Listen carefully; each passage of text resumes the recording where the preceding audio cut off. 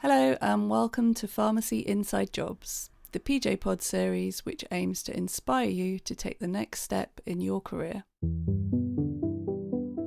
Whether you're a pharmacy student wondering which direction to take or a seasoned pharmacy professional, our goal is to provide insights into the increasingly diverse roles opening up within the profession. In each episode, we'll be joined by a guest to explore their career journey so far, with a focus on their current role and the opportunities, challenges and rewards that it brings. We'll also find out what skills are needed to succeed in the role and how others can follow in their footsteps.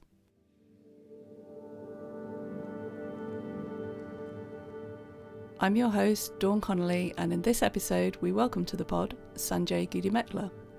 Sanjay's worked within the pharmaceutical industry for around 9 years and is currently Senior Medical Affairs Manager at Jazz Pharmaceuticals.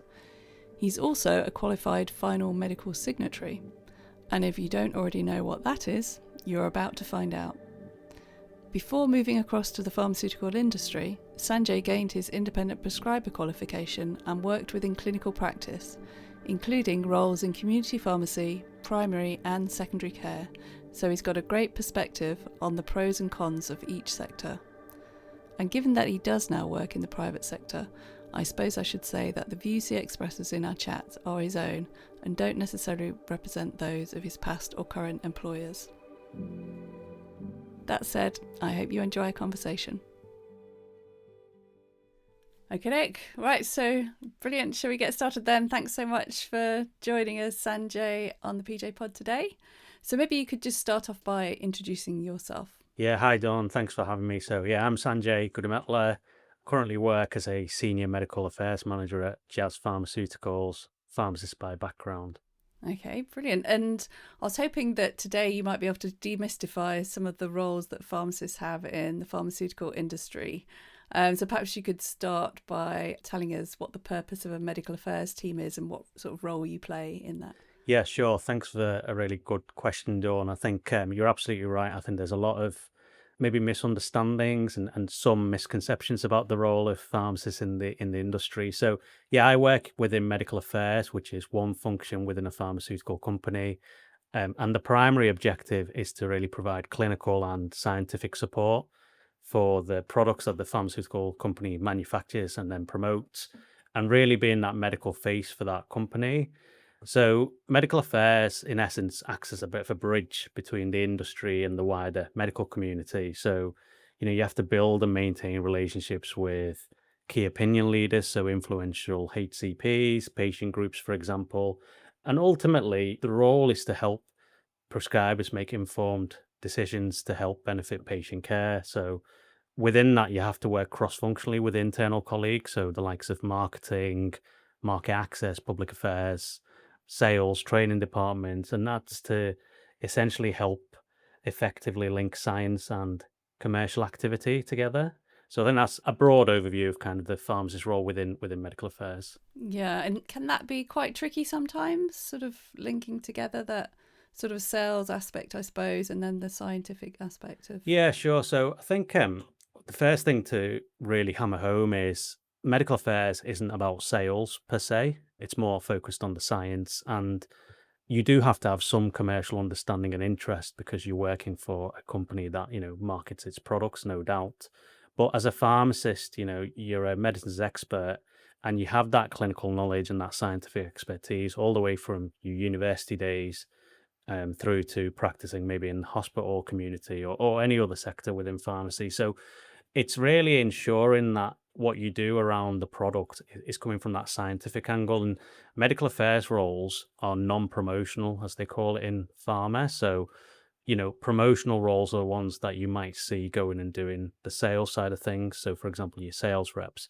But medical affairs wise, you've got that responsibility to make sure that any information's clinically and scientifically accurate, it's fair, it's balanced.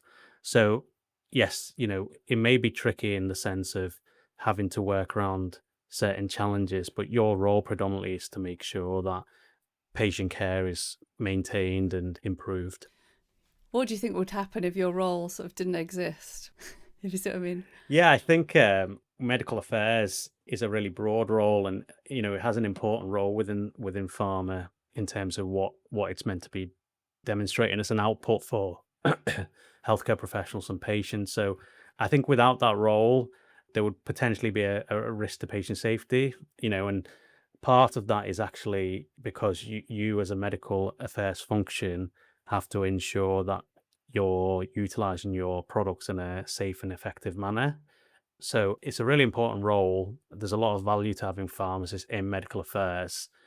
Yeah, and I think if the role didn't exist, then that would pose quite a significant challenge to the company. Yeah, yeah.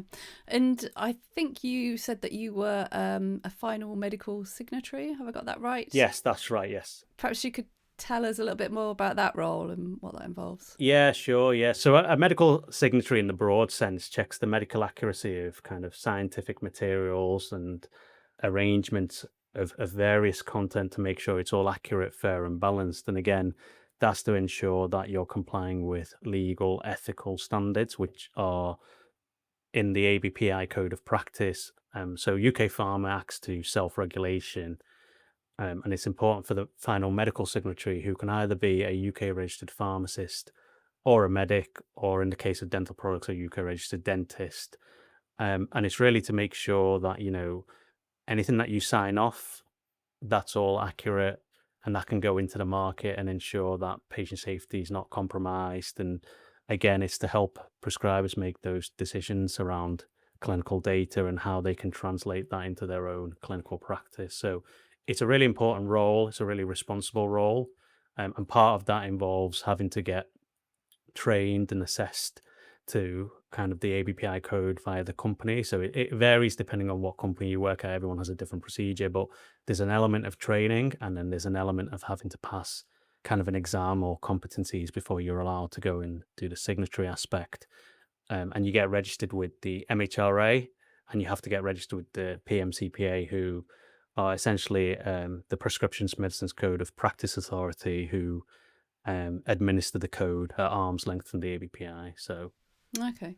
And how long does it take to sort of qualify as a medical signatory? yeah, it can vary. I mean, when I did my medical signatory training, it took about a year, and that part of that was getting exposure to reviewing various kinds of material. So the signatory role is very broad in terms of what you get exposed to. So there's promotional materials, which might be sales aids, which the sales reps go to discuss with healthcare professionals. There might be patient materials where you're looking at disease awareness for a particular condition.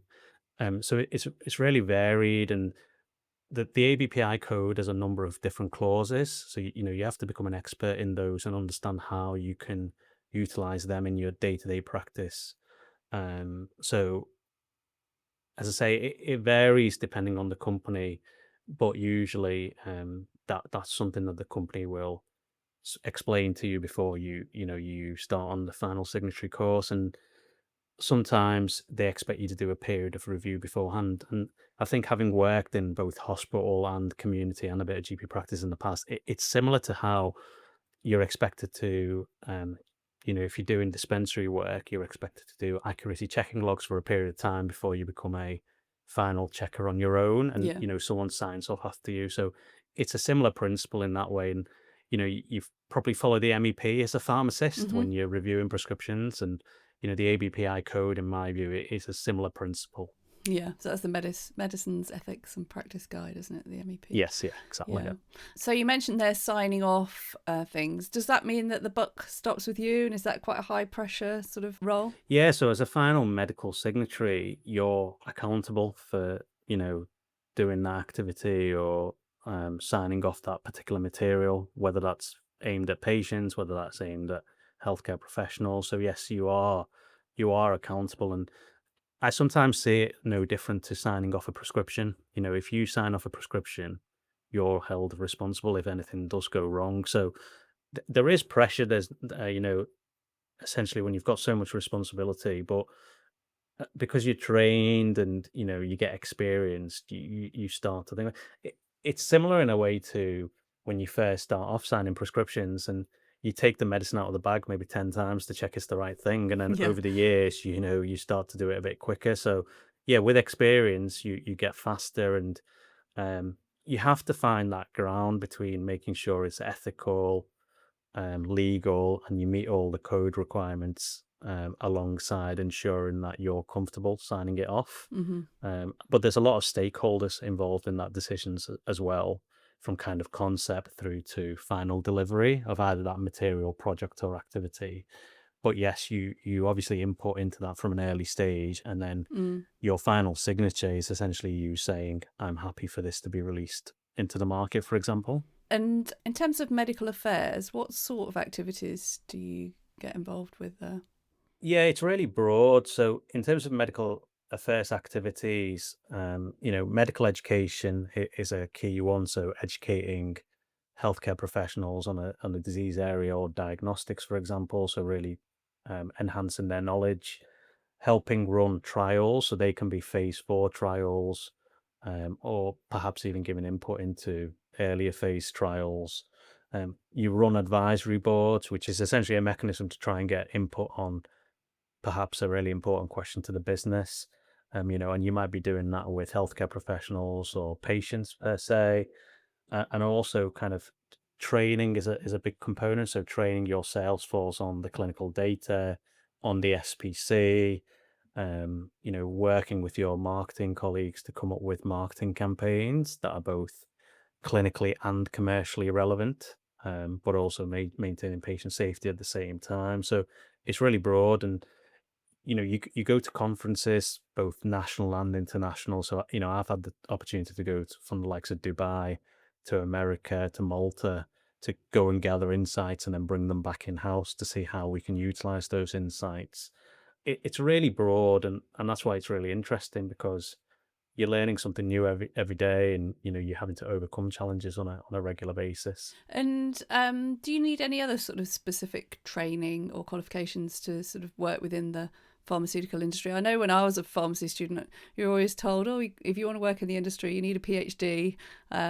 Is that true now? Or Yeah, was it true then? I don't know. it's a really interesting question, because even when I was at university, that was the kind of the understanding I had, that you either needed a PhD or you needed a first, or you needed to go and work in R&D. That's kind of my understanding of it back then. But actually, those are all quite myths, if I'm being honest, because I know individuals who have done pre-reg and then transferred into the pharmaceutical straight away. In my case, I did a few years in clinical practice, both within the NHS and primary care as well, before transferring across.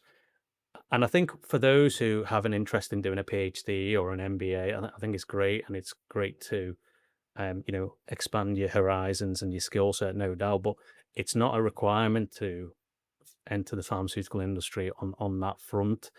And I think, interestingly, when I was looking for kind of alternate pharmacy careers, moving away from clinical practice, I actually read an article on the PJ Did about you? moving into medical affairs. Yeah, ironically. So, it gave me a really good understanding back then of these are the types of things that pharmaceutical companies may look for in terms of skills and requirements, Mm, but also it gave a good understanding of kind of what the role involves. yeah. And I think there's always transferable skills as a pharmacist, because the pharmaceutical industry discovers, researches, and markets medicinal products predominantly, and pharmacists and medicines experts. Hmm. So there's a bit of an alignment there straight away. But when you're working in clinical practice, you have to work in multidisciplinary teams.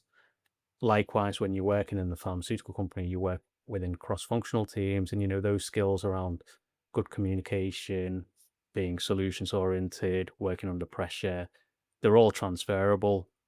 So I think that's what's most important, as opposed to these buckets of you need to have a PhD or you need to have a first, for example. Yeah, well, you've mentioned a few skills and qualities there. Are there any other skills that you think are particularly useful for your role? Yeah, I think as a pharmacist, you're obviously a clinical expert in medicines usage. And I know when I worked in hospital, one of the first things you do when you go onto the ward is work out creatinine clearance, as an example. And, you're tackling polypharmacy and that. So automatically, you get a broad understanding of different therapy areas and how different drugs work. And when you move across to the pharmaceutical industry, your predominant focus is on the drugs that company has an interest in or manufactures or markets. So those clinical skills that you've kind of obtained from your other areas of work or from your university or maybe even doing clinical diplomas, they're really useful for working across different therapy areas and having that understanding. And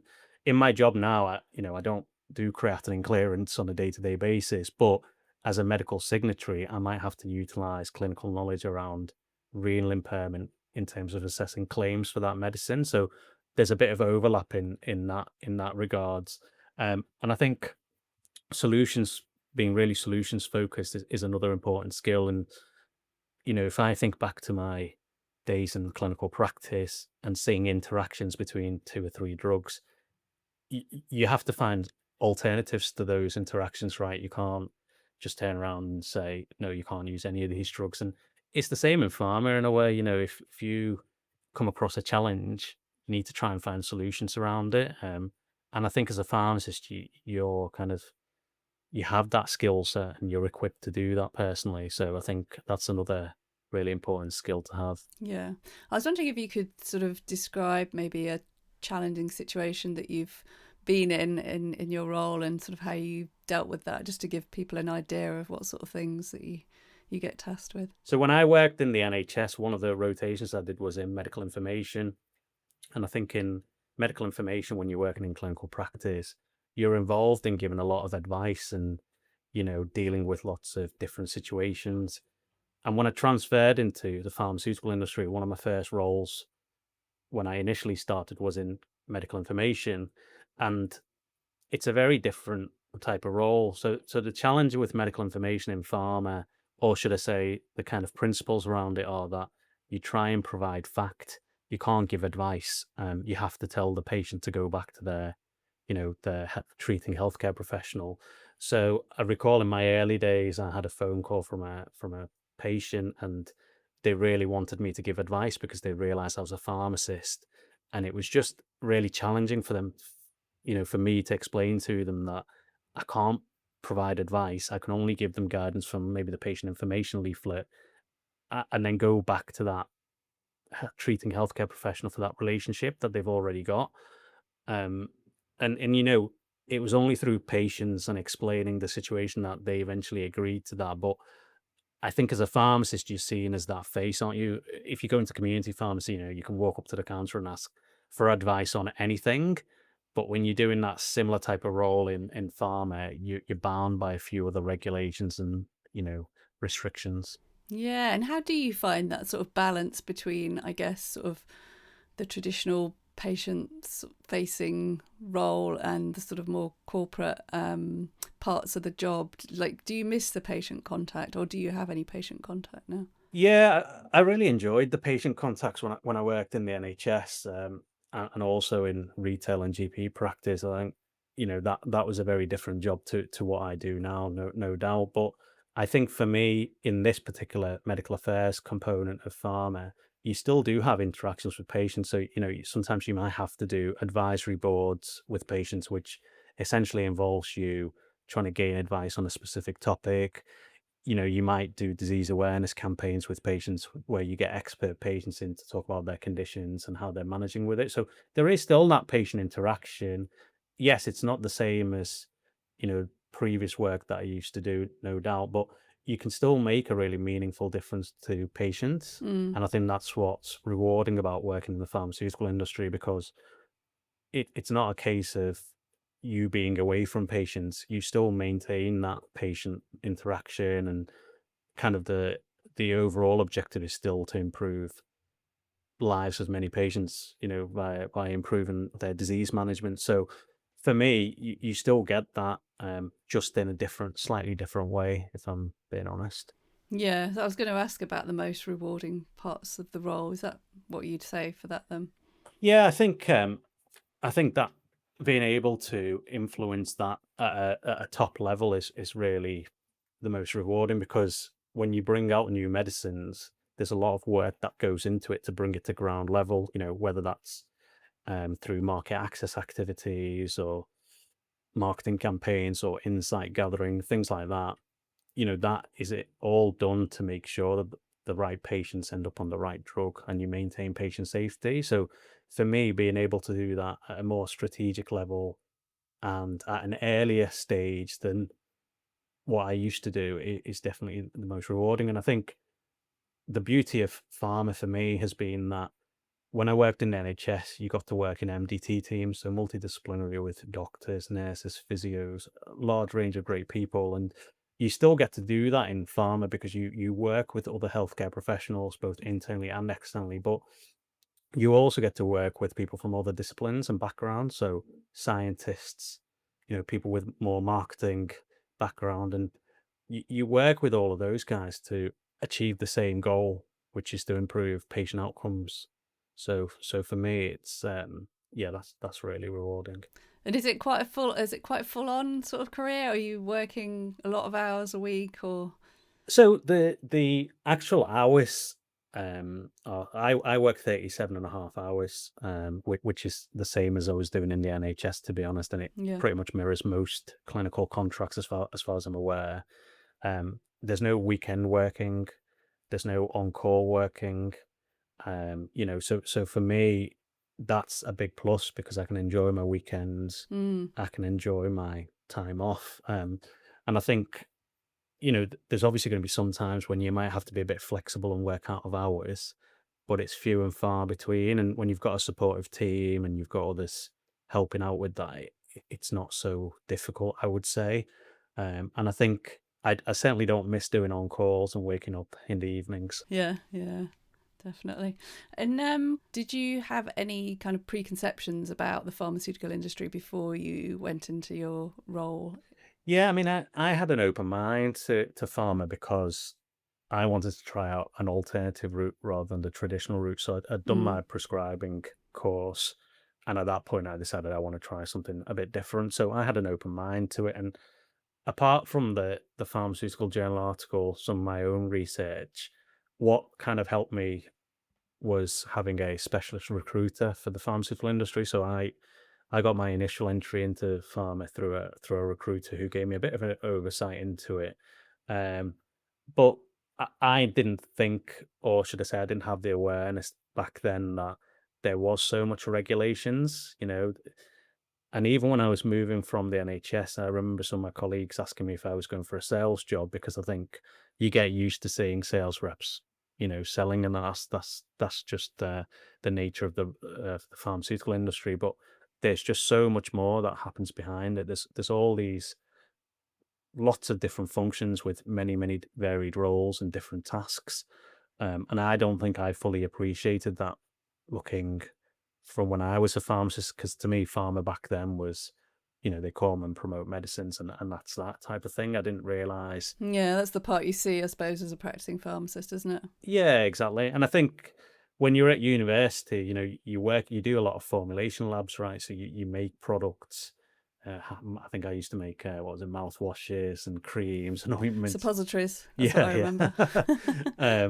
Whereas that's probably what I used to think pharma was. I used to think it's R&D.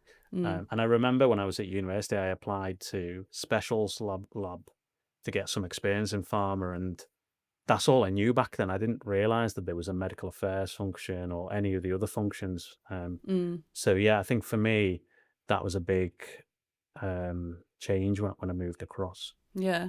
And just to go back to your sort of career path, you've mentioned that you have worked in clinical practice. Could you sort of tell us, yeah, where you worked and how you got into the industry? Yeah, sure. Yeah. So initially I did my pre-reg in hospital. And once that finished, I had a stint working as a community pharmacist for a short period of time. And then I moved back into hospital. So I worked at Wigan Hospital actually. And it was a really good hospital, loads of really good colleagues and people. And I think the beauty of that job was I got to, you know, rotate through a lot of different therapy areas. And that helped with my clinical knowledge, but it gave me a good grounding into different conditions. And that's always been helpful. So I did my clinical diploma while I was there, and I also did my prescribing while I was there. Yeah. But at the same time, I used to do some locum work, both in primary care and GP practice. So I've kind of seen both primary and secondary care from kind of that lens. And then, yes, as I said to you earlier, once my prescribing finished, I decided that I wanted to try a non-traditional role. Yeah. And that's when I entered into the pharmaceutical industry through that. But I think having worked in clinical practice, that gives you a really solid base and a platform to build off. Yeah. And what would you say for people that are interested in sort of going into the pharmaceutical industry that are perhaps working in clinical practice at the moment? Is there anything they could kind of do to improve their chances of getting the role, or where should they look specifically for roles? Yeah, so I think firstly, LinkedIn is a great place to network and get in contact with people who are working in the pharmaceutical industry. And I have that quite a number of times, to be fair. There's a lot of proactive people who are keen to move. And my advice is always like, be patient and do your research, because you have to understand the role that you're going for. I think sometimes some people might jump to some certain assumptions, and if you can speak to someone via networking with them on LinkedIn, that's a good way to try and do it. Number one, have a look at things like Indeed. There's always job postings on there. Try and see if you can see anything that matches your credentials. There is actually a company set up by a pharmacist called Gina. She's set up a company called Pharmafinity, which is a good networking hub for those looking to transition into the pharmaceutical industry. So, if you're looking for some mentorship or networking opportunities, that's a great place to have a look at. And I'd also say some people are really focused on medical affairs, and there's lots of different roles in medical affairs. So there's MSL, which is medical science liaison. There's med advisors, there's senior medical managers like I'm doing at the moment. And sometimes the competition's so tough because you're not just competing with pharmacists like you might do for a band 8 or a band 9, band 7 or a band 8 post, for example. You're also competing with other disciplines and people with experience. So Right. you've got to be patient, but that might be an opportunity for you to look at different areas within pharma. So for example, pharmacists work in regulatory affairs, they work in compliance, some of the work as sales reps. So there's a large number of different avenues that you can trial to try and get into pharma. If you've been unsuccessful with medical affairs for a while, there's nothing stopping you trying for one of the other roles, because again, there's transferable skills in those Yeah. departments. Maybe you could briefly tell us a little bit about what sort of each one of those are. Yeah, sure. Yeah. So obviously sales reps, as everyone knows, their predominant focus is to go and promote and market the products that the pharmaceutical company wants them to. And you get exposure to that when you're working as a pharmacist, right? There's compliance, which is making sure that, the internal workings mirror, the ABPI code, or ensuring that any external legislation is brought in and utilized internally, like SOPs or working practices, for example. Hmm. And you have people working in public affairs, which is to do more with, ensuring that you're getting a voice at government level, and Hmm. working in that area, for example. Yeah. I would always keep the door open because, as I say, pharmacists are in different bits of pharma, no doubt about that. And there's a good opportunity for you to go and start your career somewhere in pharma. It doesn't have to be medical affairs. But then you can always transfer into another department. It's quite fluid, and there's always opportunities to grow and develop in other areas. So yeah, I'd be keeping my door open. That's good advice. I was going to ask about the sort of career progression. Is there a set pathway, because it's very structured, I guess, within, say, working within the NHS? I just wondered what it's like within the pharmaceutical industry. Yeah, you're absolutely right. So obviously in the NHS you have your banding system and agenda for change, right? And you progress through that. In pharma it's quite fluid. It'll depend on the company, but certainly in medical affairs, I joined as a medical affairs officer, and then I progressed to medical manager and then senior medical affairs manager, which is kind of my current role now. So the progression is definitely there. It depends on your interest and kind of what you want to do. So some pharmacists I know do a couple of years in medical, for example, in medical affairs, and then they might want to do a stint in marketing. You don't have to do that. You might want to, you might not want to. Whereas some pharmacists progress all the way through medical, so they go all the way from that entry level role to the top of the medical director type role. While some others might want to stay in the MSL role. So the MSL role is predominantly what they call field based, which basically means you're building relationships externally, predominantly with those key opinion leaders that I described a bit earlier. And some people enjoy doing that, going and discussing new scientific developments or raising awareness, for example, and that you can just progress as a senior MSL and go through that, and as an MSL management role, for example. So you can either do management roles or non-management roles. And the other beauty for me of pharma, certainly in terms of career progression, is that you can get involved with global roles. So one of the great things that I found working is you might be doing work in the UK one day, but you might be working on a project with colleagues in Spain the next day. And that's something that I found really interesting when I was moving into pharma, being able to have that global challenge and also opportunity, because you get to learn about different healthcare systems in different countries. And those global roles are possible as well if that's what you're interested in. If you want to go to another country and try it. Yeah. So yeah, I think that's definitely a unique proposition of working in pharma. Sounds like a really interesting job with loads of potential. Is it a career that you would recommend then? Yeah, I think having worked across different sectors now, both in the NHS, GP practice, retail pharmacy, and pharma, I would definitely recommend it, because I think you can make a lot of difference, and you can make meaningful difference. You get to work with great people. Every day is a different challenge. You get to learn so much, and it's also very rewarding at the same time. And I've really found a great work-life balance as well. That's never really been that much of an issue. Yes, there might be the odd challenge, but on the whole, I think it's been a really great journey for me. So yes, I would certainly recommend the pharmaceutical industry for pharmacists. And do you think you'll ever make a return to clinical practice?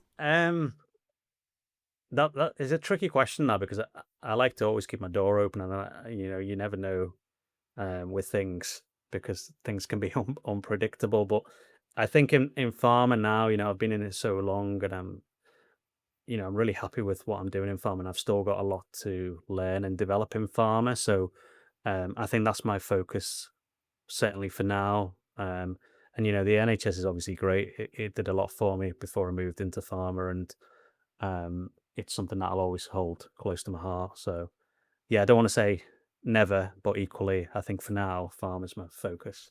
Perfect. Well, thanks so much, Sanjay. Really enjoyed hearing about all of that. It's really opened my eyes to the pharmaceutical industry. So thanks, Dawn. Thanks very much.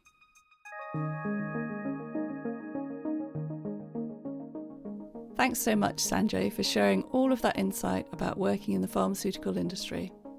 When I was practicing as a pharmacist, I always found the industry a bit of a mystery in terms of the opportunities available and the skills needed to be successful in those roles.